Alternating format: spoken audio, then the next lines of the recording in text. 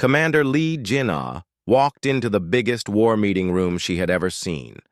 The ceiling stretched so high that she could barely see the top.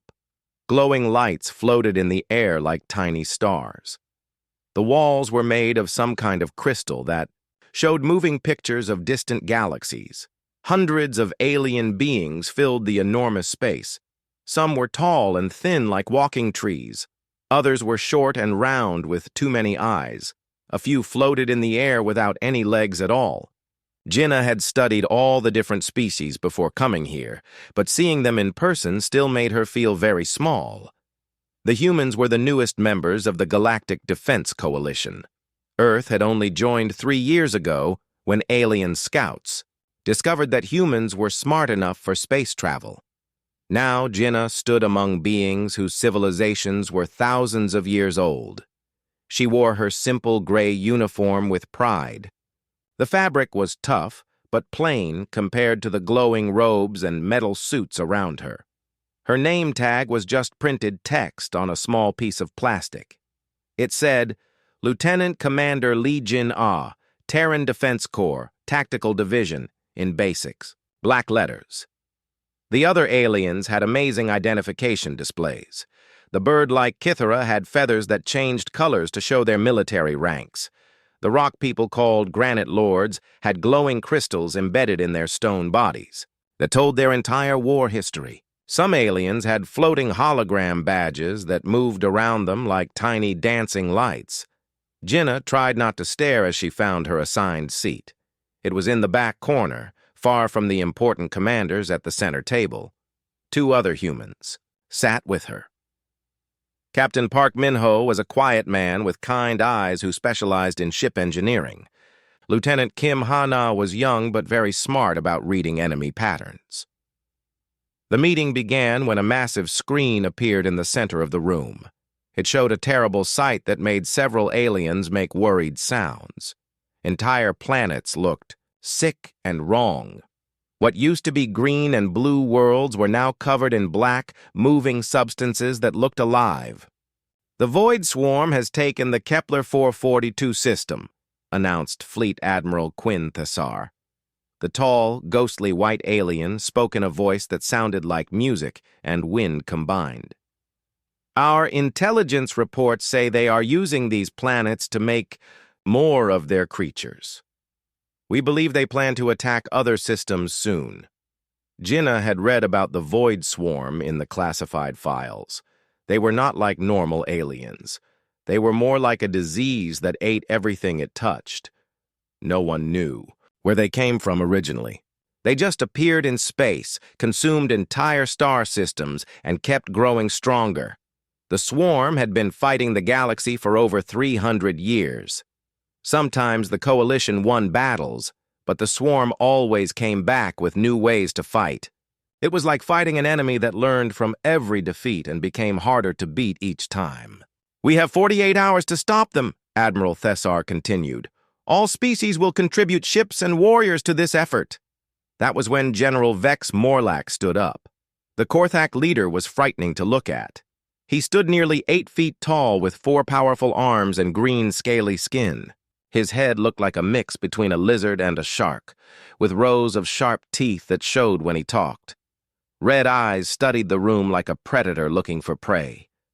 Admiral Thessar, General Morlach said in a voice that sounded like rocks, grinding together.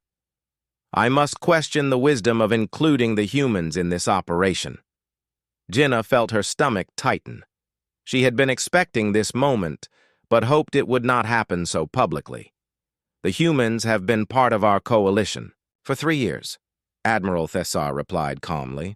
They have earned the right to participate. General Morlach made a sound that might have been laughter, but sounded more like a growl. Earned the right? Let me show you what the humans call their military credentials. The big screen changed to show Jinnah's identification information. Her simple name tag appeared huge for everyone to see. Next to it, General Morlach displayed his own identification.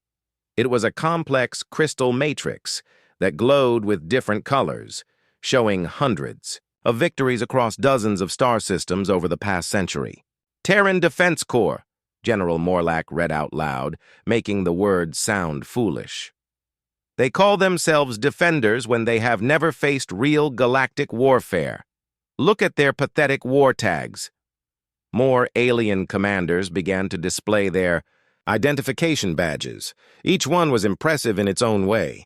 The Quantum Knights had flowing energy signatures that showed their mastery of space-time manipulation. The Hive Queens displayed complex genetic algorithms that proved their species had evolved specifically for warfare. Perhaps, General Morlack continued, the humans should return to their little blue world and grow vegetables in their gardens.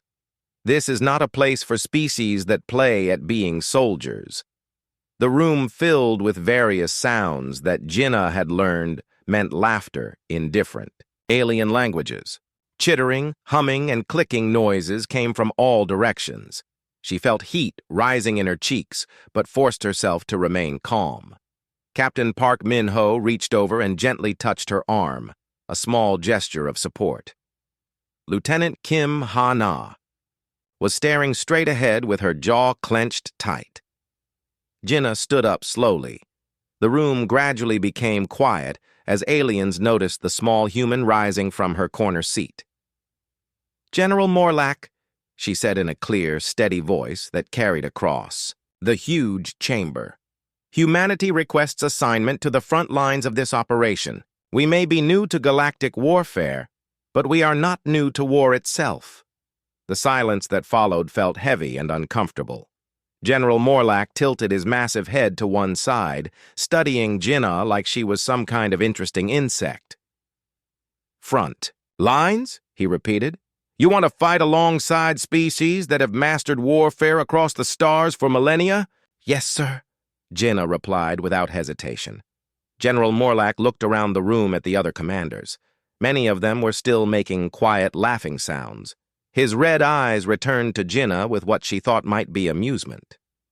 Very well, little human, he said finally. You may come along and observe from the command vessel while real warriors handle the actual combat. Perhaps you will learn something useful about how civilized species conduct proper battles. Jinnah wanted to say more, but Admiral Thessar had moved on to discussing fleet formations and battle strategies. She sat back down, knowing that many eyes were still watching her with curiosity and doubt. As the meeting continued, Jinnah listened carefully to every detail about the coming battle. She took notes on a simple tablet, while aliens around her used advanced holographic systems and neural interfaces to process information. The plan was straightforward, just like every coalition. Battle plan she had studied. Massive ships would form organized lines and attack the enemy with overwhelming firepower. Advanced shields would protect them, while superior technology would win the day.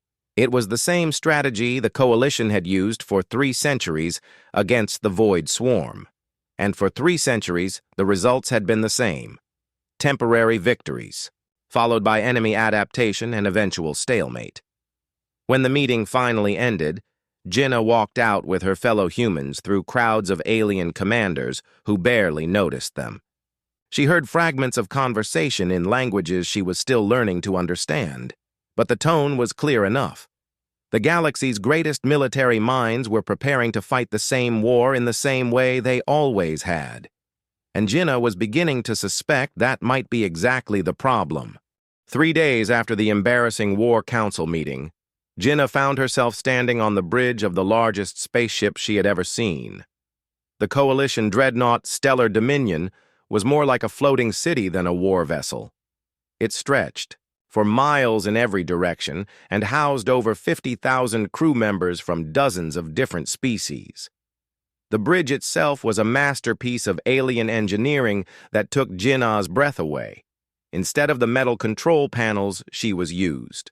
To on-human ships, everything here was made of living crystal that glowed softly with inner light.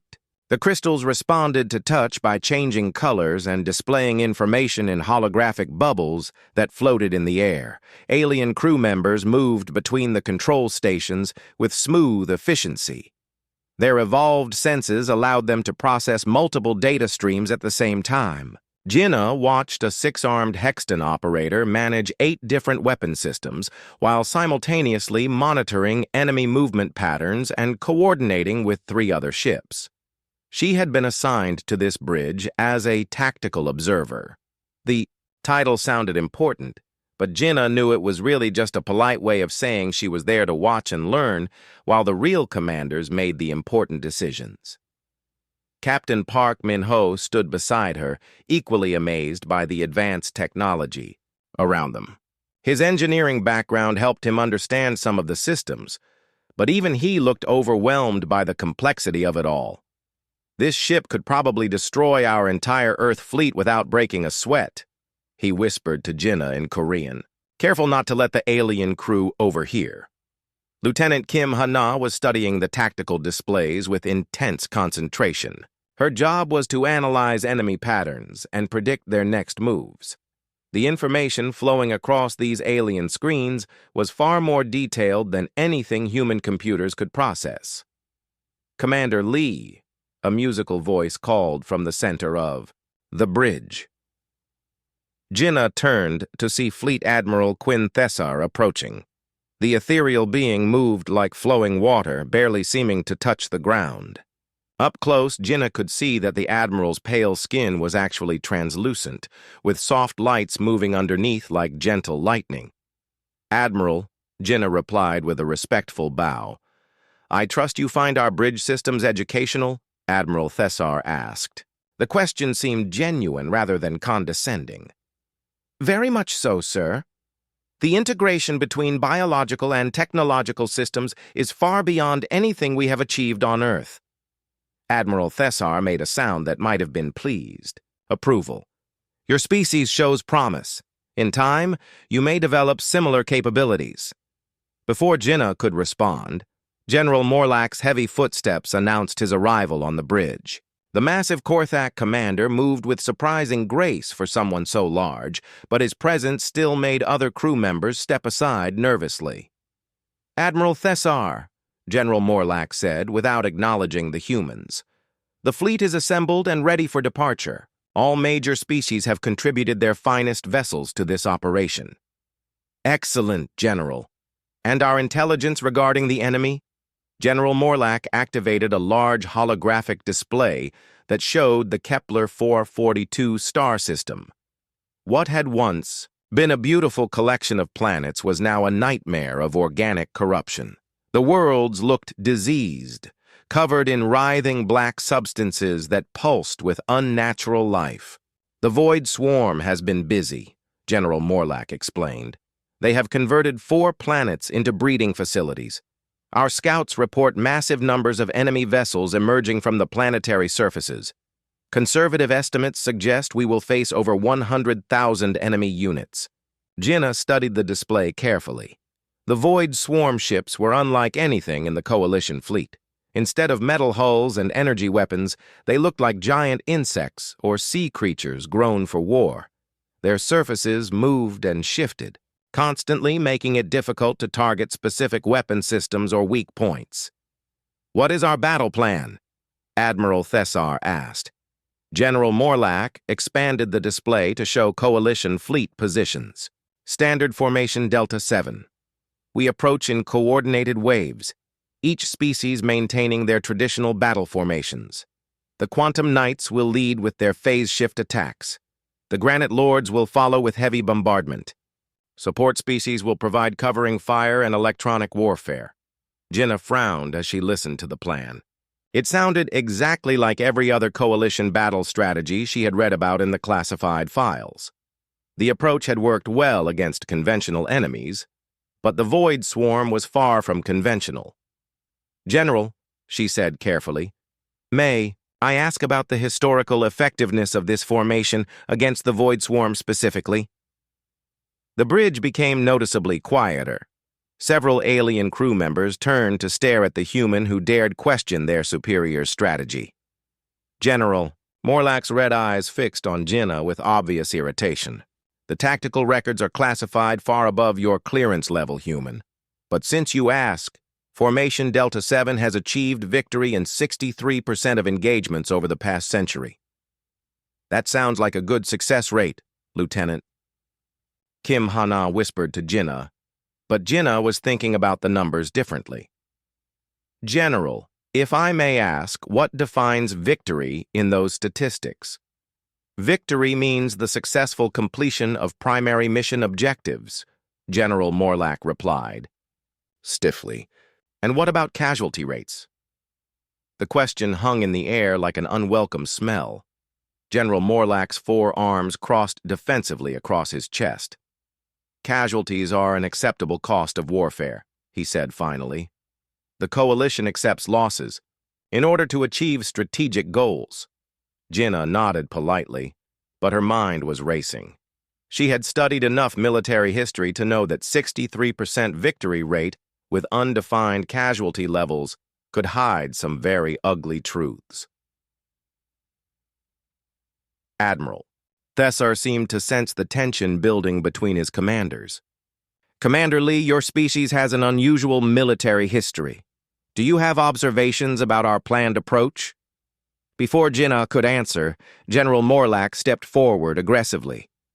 Admiral, with respect, the humans' primitive warfare concepts have no relevance to void combat. Her species has never fought beyond the atmosphere of their own planet. They know nothing of the complexities involved in coordinating multiple fleets across vast distances in zero gravity.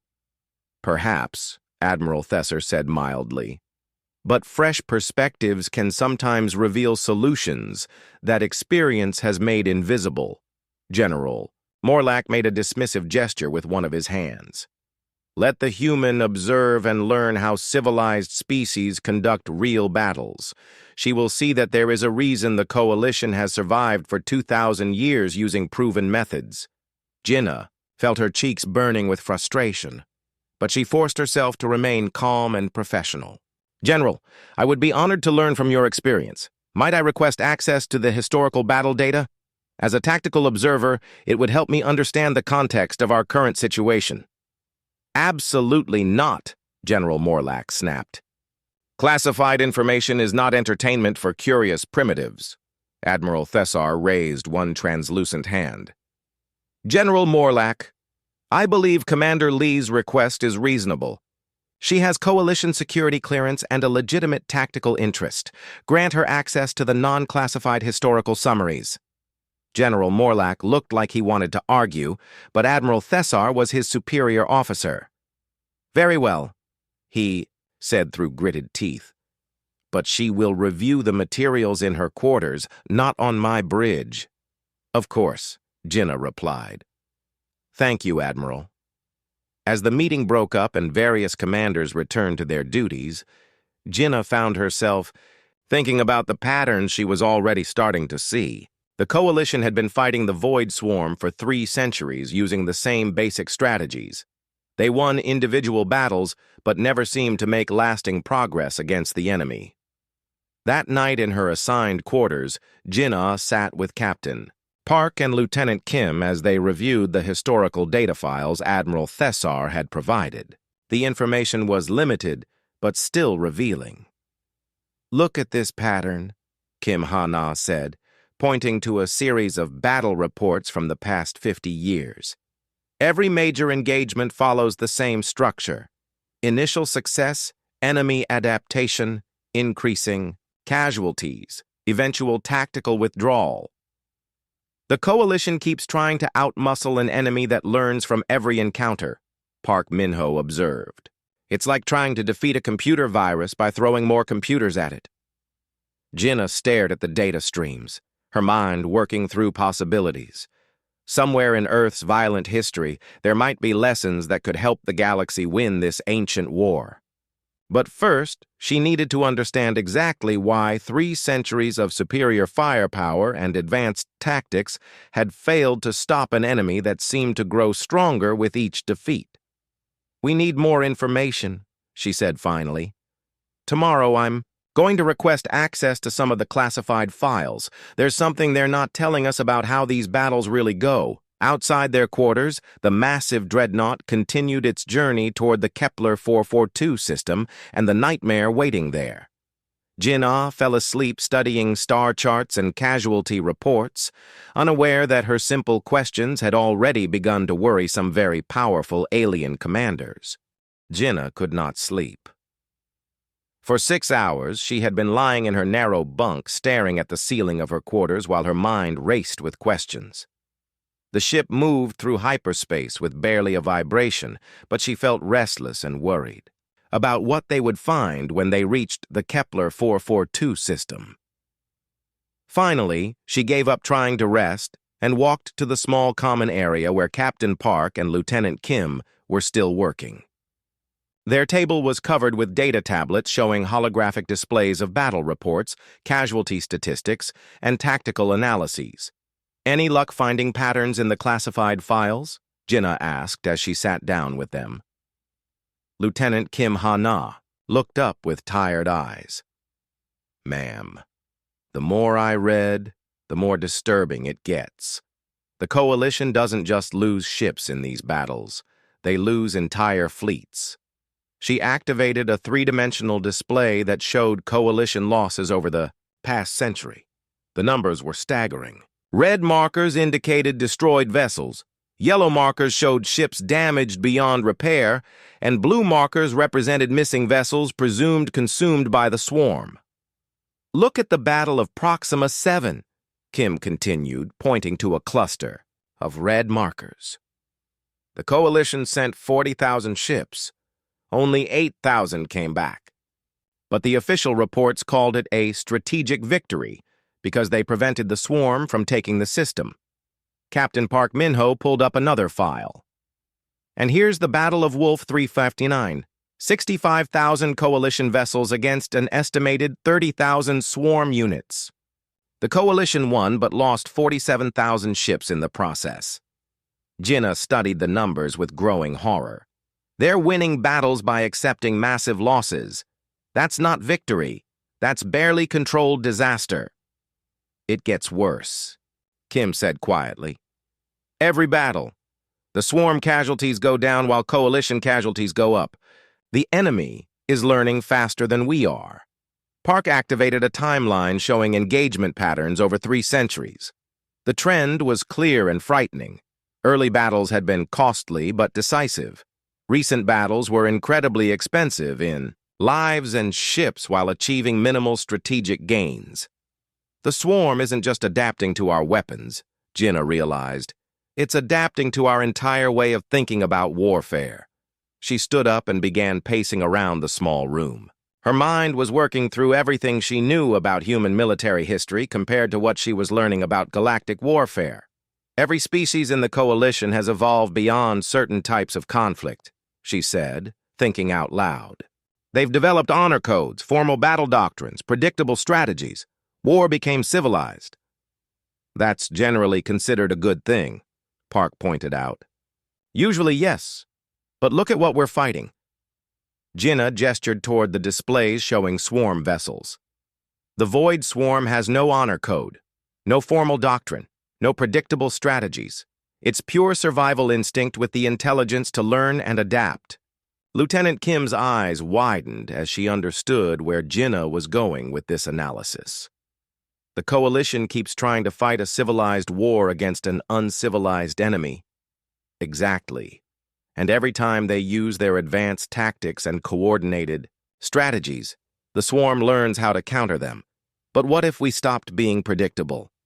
Jinnah sat back down and started pulling up files from Earth's military database. The information looked primitive compared to the advanced alien tactical systems, but it told a very different story about how wars could be fought. "Look at this," she said, displaying examples of human guerrilla warfare. The American Revolution, the Vietnam conflict, Afghanistan. In each case, a technologically inferior force defeated a superior enemy by refusing to fight according to the enemy's expectations. Park studied the historical examples with interest. Asymmetric warfare. Use the enemy's strength against them. And psychological warfare. Kim added, reading about human military deception tactics. Make the enemy think you're going to do one thing, then do something completely different. Jinnah pulled up more examples. Feints, misdirection, sacrifice plays that look like mistakes, but are actually traps. The Trojan Horse, Operation Bodyguard before D-Day, Operation Mincemeat. The three humans spent the next several hours studying Earth's most successful military campaigns. A pattern emerged that was completely different from anything the galactic civilizations practiced. Human warfare is built on controlled chaos, Jinnah summarized. We make plans that look random but serve strategic purposes. We sacrifice pieces to win the game. We use our enemies' expectations against them.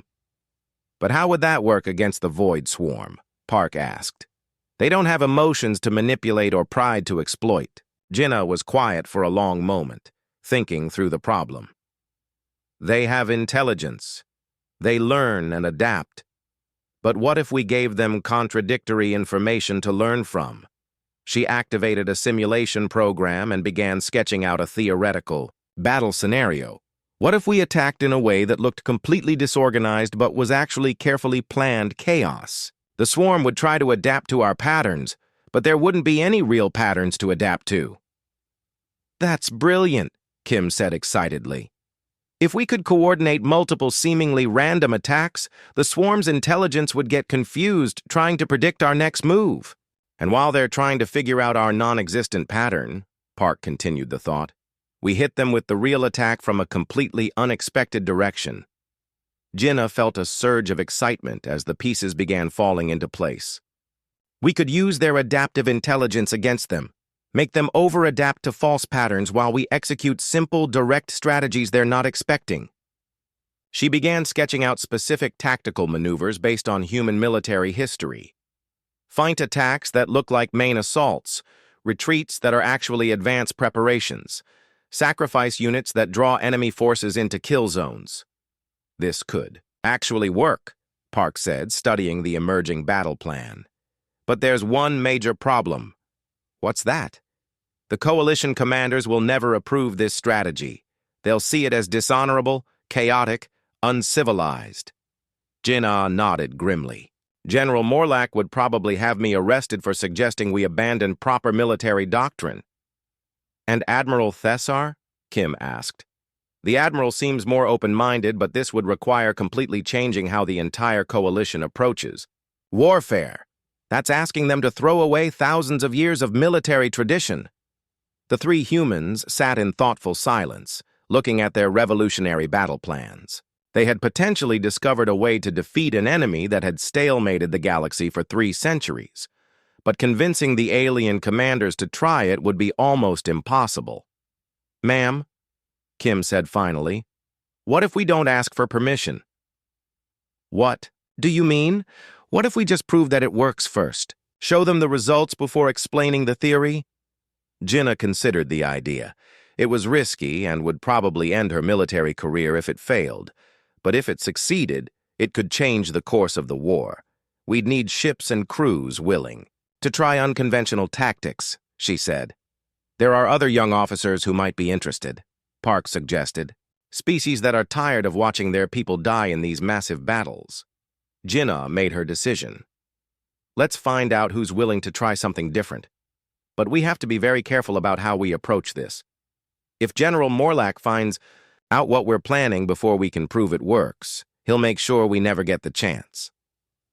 Outside their quarters, the massive coalition fleet continued its journey toward what every commander expected to be another costly but necessary victory. None of them realized that 3 humans were quietly developing a strategy that could change galactic warfare forever.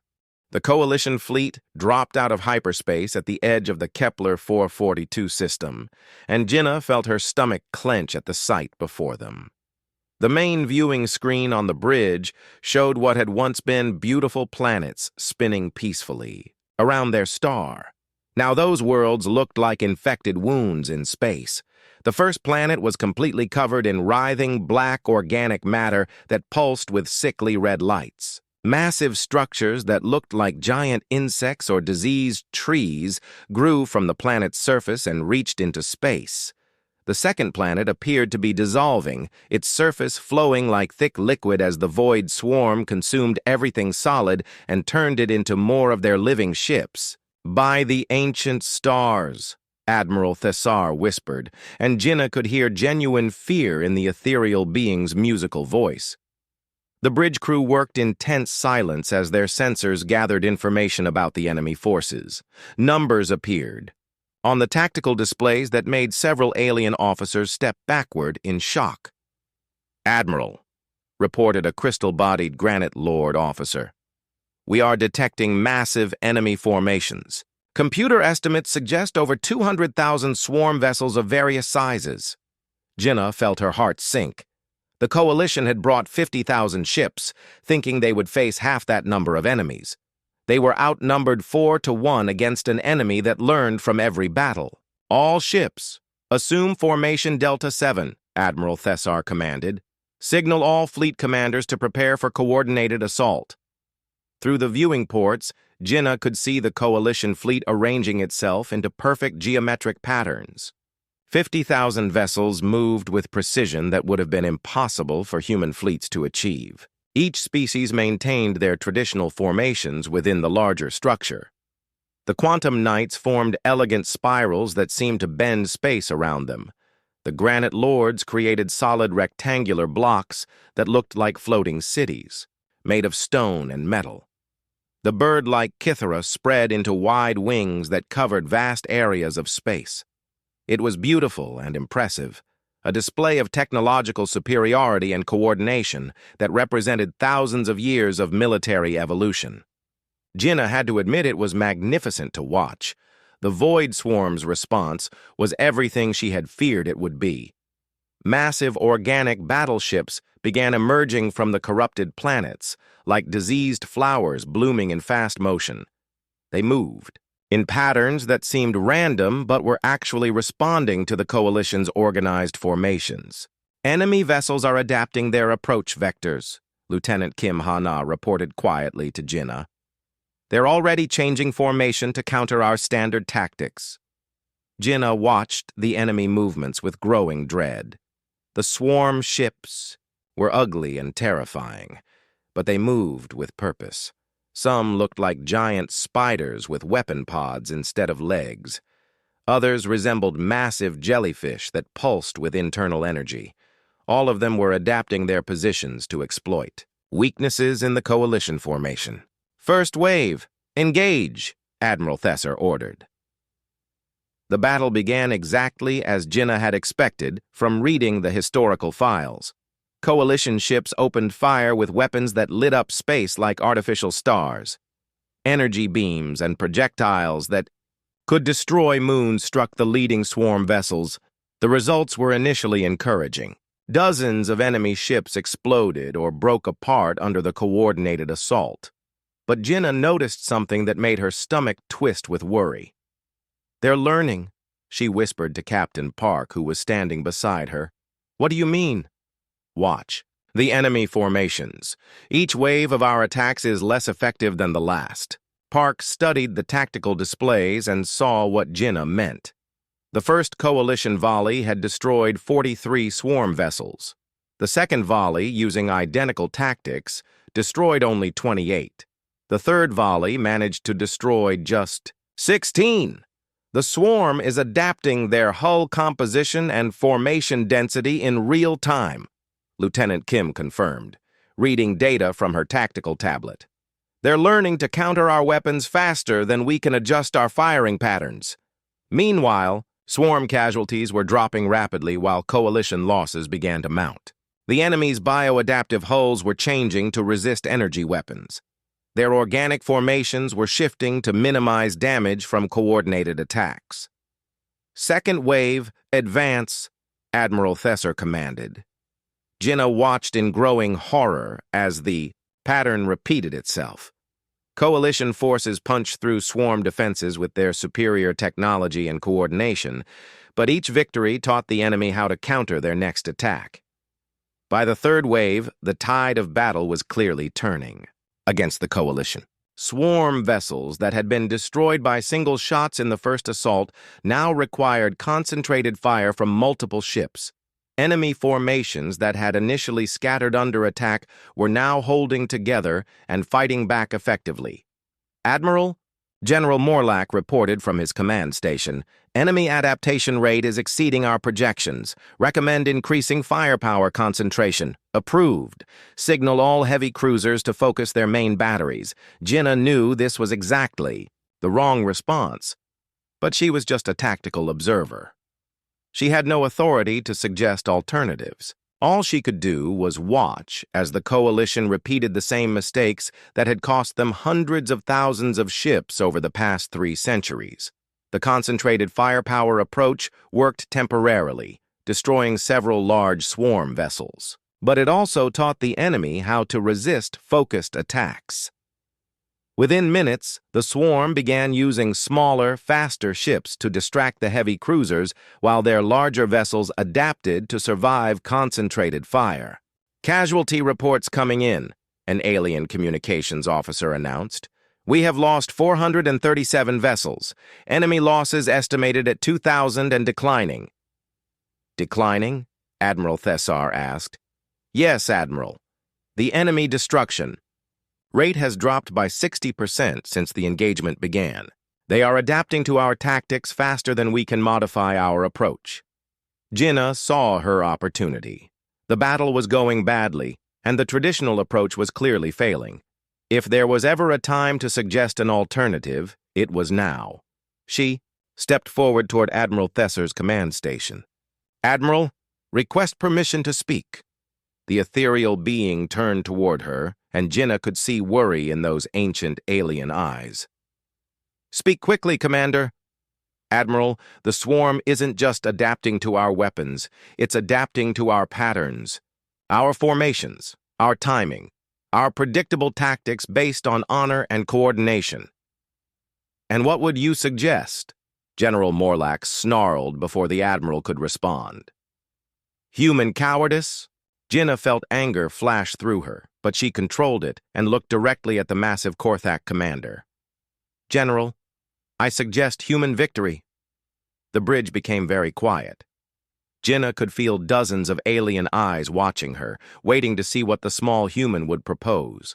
Admiral, she continued, give me a small task force. 12 ships with crews willing to try unconventional tactics. If my approach fails, you can continue with the standard bombardment. But if it works... Admiral Thessar studied Jinnah for a long moment. Around them, the battle continued to go badly as coalition casualties mounted and enemy adaptation accelerated. You have 15 minutes, Commander, the Admiral decided. If your unconventional approach fails to show results, we resume standard attack patterns. General Morlack looked furious, but Admiral Thessar was the supreme commander. Jinnah felt a surge of fear and excitement as she realized she was about to test 3 centuries of galactic military doctrine against ideas developed in the violent history of a small blue planet. Thank you, Admiral. I won't waste this opportunity. As alarms sounded and coalition ships continued dying around them, Jinnah began implementing a strategy that the galaxy had never seen before. She was about to introduce the Void Swarm to the concept of human warfare. Jinnah moved quickly to the tactical communication station, her heart pounding with nervous energy. She had 15 minutes to prove that human military thinking could succeed where 3 centuries of galactic warfare had failed. Open a channel. To all coalition vessels, she requested. I need to speak with any ship commanders willing to try experimental tactics. The communications officer, a tall being with luminous blue skin, looked uncertain. Commander, this is highly irregular. Ship assignments are determined by fleet command structure. Admiral Thessar has given me authorization, Jinnah replied firmly. Please open the channel. Within minutes, 12 ship commanders had volunteered for Jinnah's task force. Most were young officers from species that had suffered heavy losses in previous battles. They were tired of watching their crews die in massive frontal assaults that achieved little beyond teaching the enemy how to fight better. Captain Yoon Dal-soo commanded a fast Korean destroyer that had been equipped with human-designed systems. Lieutenant Commander Chae Bo-ram led a mixed crew on a modified cruiser. The other volunteers included commanders from 6 different alien species who were curious about human tactical concepts. All task force vessels, this is Commander Lee, Jinna announced over the tactical network. We are going to demonstrate something the Void Swarm has never encountered before. I need you to trust me completely, even when my orders seem to make no sense. Understood, Commander, came the replies from her small fleet. Jinna's 12 ships broke away from the main coalition formation, immediately drawing attention from both friendly and enemy forces. To the watching alien commanders, it looked like a small group of vessels was abandoning the coordinated battle plan. Task Force, assume random movement patterns, Jinna ordered. I want each ship to move independently. No coordinated formations, no predictable timing. Make it look like we don't know what we're doing. Her ships began moving in directions that violated every principle of military doctrine. They scattered across space in patterns that seemed chaotic and undisciplined. Coalition observers watched, in confusion, while swarm vessels tried to analyze the new threat. Commander Lee, came General Morlack's angry voice over the communications system. What are you doing? Your ships are completely out of formation. Executing unconventional tactics. General, Jinna replied calmly. Please give us room to operate. On the main coalition bridge, she could see Admiral Thessar watching her task force with intense interest. The ancient being seemed curious rather than concerned about her unusual approach. All ships, target that cluster of medium swarm vessels, Jinna ordered, selecting a group of enemy ships that had adapted to resist coalition weapons. Begin attack run, but prepare for immediate withdrawal on my signal. Her 12 ships charged toward the swarm cluster with weapons blazing. To anyone watching, it looked like a standard attack approach. The enemy vessels began adapting their defenses just as they had been doing all day. But Jinna had studied human military history carefully. All ships, execute withdrawal pattern Omega, she commanded, just as the enemy finished adapting to counter their attack. Her task force suddenly scattered in all directions, retreating at maximum speed. But as they withdrew, each ship dropped. A spread of delayed activation mines in carefully calculated positions. The swarm vessels, now adapted to counter Jinna's attack, pursued aggressively to finish off what appeared to be a failed assault. They charged directly into the minefield, but that wasn't the real trap. All coalition heavy cruisers in grid sections 4 through 7, Jinna announced over the fleet communications. Enemy vessels are moving into your firing solutions. Execute concentrated bombardment in 30 seconds. During her chaotic approach, Jinna had actually been positioning her ships to drive the pursuing swarm forces directly into the weapons range of coalition heavy cruisers that she had quietly identified earlier. The results were devastating. Swarm vessels that had adapted to resist the coalition's coordinated attacks found themselves trapped between exploding mines and concentrated fire from directions they hadn't expected. Dozens of enemy ships were destroyed in seconds. But Jinna wasn't finished. Task Force vessels, execute reversal pattern Delta, return to attack positions immediately. Her ships, which had appeared to be retreating in panic, suddenly reversed course and charged back toward the confused swarm forces. The enemy had adapted to counter a retreating human fleet, but now faced the same ships attacking from completely different angles. Target their command vessels while they're reconfiguring, Jinna ordered. Hit them before they can adapt to our new approach. The swarm's adaptive intelligence, which had been learning to counter human retreat patterns, was caught completely. Off guard by the sudden reversal, Jinna's ships destroyed several large enemy command vessels before the swarm could adjust their defenses. All ships scatter and regroup at Rally Point Bravo, Jinna commanded. Prepare for pattern, Charlie. In 60 seconds. Her task force disappeared into space, leaving the swarm forces confused and trying to adapt to tactics that seemed to change randomly. But there was nothing random about Jinna's strategy. She was using controlled chaos, making her movements appear unpredictable while actually following a carefully planned sequence designed to exploit the enemy's adaptive behavior. "Pattern Charlie, all ships," she announced. "Feint attack on the left flank, then coordinate with Coalition Wing 7 for synchronized assault." This time, half her ships made what looked like a desperate attack on one group of swarm vessels, while the other half seemed to flee in panic. The enemy adapted to counter both the attack and the retreat, positioning themselves to exploit what appeared to be human confusion. That was exactly what Jinnah wanted them to do. "Coalition Wing 7. Enemy forces are now positioned for your optimal attack approach," she announced. "Execute bombardment pattern in 10 seconds. The swarm vessels, positioned to counter human chaos, found themselves perfectly arranged for destruction by conventional coalition forces. Another wave of enemy ships was eliminated while they were trying to adapt to Jinnah's unpredictable tactics. "Commander Lee," Admiral Thesser's voice came over the communication system. "Your casualty ratio is remarkable. How are you achieving these results?" "Admiral, the swarm learns from patterns, but human warfare is designed to break patterns while maintaining strategic coherence. We're giving them chaos to study while executing coordinated plans they can't predict." On the tactical displays, the results were undeniable. In 12 minutes of chaotic human tactics, Jinnah's small task force had destroyed more Void swarm ships than the entire coalition fleet had eliminated in the previous 2 hours. More importantly, swarm forces throughout the system were beginning to show signs of confusion. Their adaptive intelligence was struggling to process tactics that appeared random but achieved coordinated results. "All task force vessels," Jinnah announced. "Prepare for final phase. We're going to show the galaxy what humans call combined arms warfare." As alerts sounded throughout the coalition fleet, Jinnah began implementing the most ambitious part of her strategy. She was about to teach both allies and enemies that human military thinking could achieve the impossible.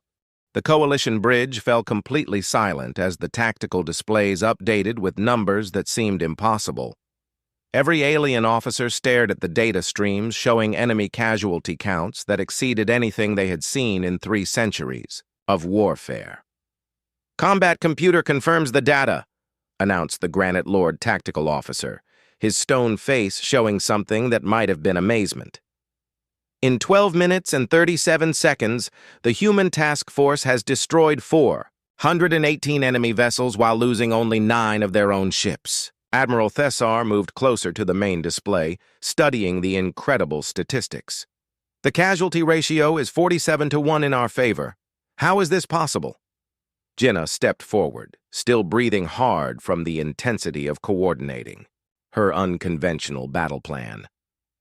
"Admiral, the Void swarm is the perfect adaptive predator, but it has only learned to adapt to one type of warfare.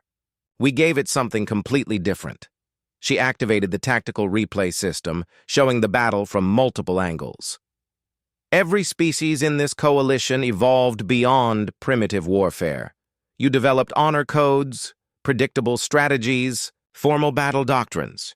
Your military thinking became civilized and organized. The display showed coalition forces moving in perfect formations, executing coordinated maneuvers with mathematical precision. It was beautiful and efficient, representing thousands of years of military evolution. "But humans," Captain Park Min-ho added, joining Jinnah at the command station, "spent our entire history as persistence hunters fighting other persistence hunters. We developed warfare based on deception, psychological manipulation, and turning enemy strengths into weaknesses." Lieutenant Kim Ha-na brought up examples from Earth's military database. Guerrilla warfare, feint attacks, psychological operations, and what we call combined arms tactics. We learned to coordinate chaos. General Morlack, who had been strangely quiet during the entire engagement, finally spoke. "I do not understand.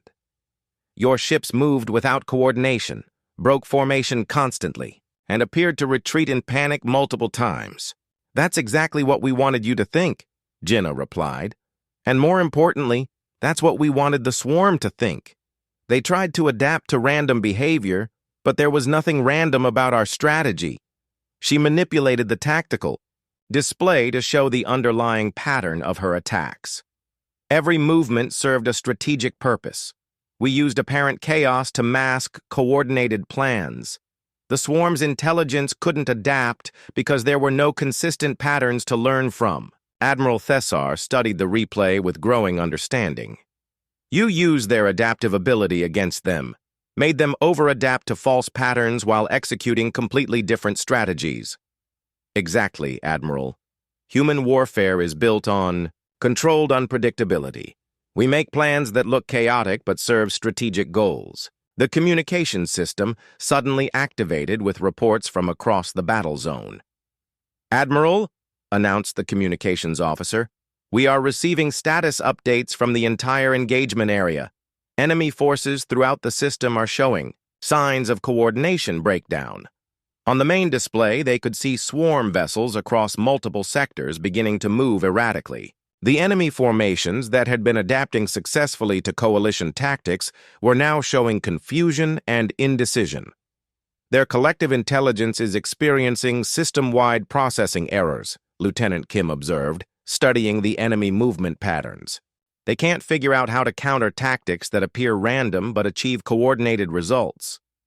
Jinnah felt a surge of excitement as she realized the full implications of what they had accomplished. Admiral, the swarm's adaptive intelligence is designed to learn from patterns and predict enemy behavior, but human warfare deliberately breaks patterns while maintaining strategic coherence. Admiral Thessar turned to address the entire bridge crew. Commander Lee Jinnah, by the authority of the Galactic Defense Coalition, I am promoting you to Strategic Commander and granting you full tactical authority over this engagement.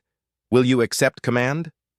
The bridge erupted in excited sounds from various alien species as they realized they were witnessing a historic moment. Jinnah looked around at faces that had changed from mockery to respect in the span of a few minutes. Admiral, I accept the honor, but I want to expand this approach throughout the entire fleet. We have an opportunity to end this battle decisively. What do you need? Permission to implement combined arms warfare on a fleet-wide scale. Every species has unique capabilities that we can coordinate in unpredictable ways. General Morlack stepped forward, and Jinnah tensed for another confrontation. But instead, the massive Korthak commander performed what she recognized as a formal salute. Strategic Commander Lee, he said in his grinding voice. The Korthak battle fleet places itself under your tactical command. Show us how humans wage war. Over the next 6 hours, Jinnah transformed the coalition fleet from a predictable force using ancient tactics into something the galaxy had never seen before. She coordinated attacks that combined Quantum Night phase shifting with Granite Lord bombardment and Kithra aerial maneuvers in patterns that seemed chaotic but devastated enemy forces. The Void Swarm, unable to adapt to constantly changing tactical approaches, began a general retreat from the Kepler 442 system. For the first time in 3 centuries, the ancient enemy was not just defeated, but completely driven from an occupied system. When the battle finally ended, the statistics were recorded in galactic military history as unprecedented. Coalition forces had achieved a 73-to-1 casualty ratio, while completely eliminating enemy presence from a major star system. Strategic Commander Lee, Admiral Thessar announced as the fleet regrouped, the Galactic Military Database has recorded this engagement as the most successful anti-swarm operation in our history. You have achieved something that military strategists believed was impossible. Jinnah looked down at her simple identification tag, still reading, Lieutenant Commander, Lee Jinnah, Terran Defense Course, Tactical Division.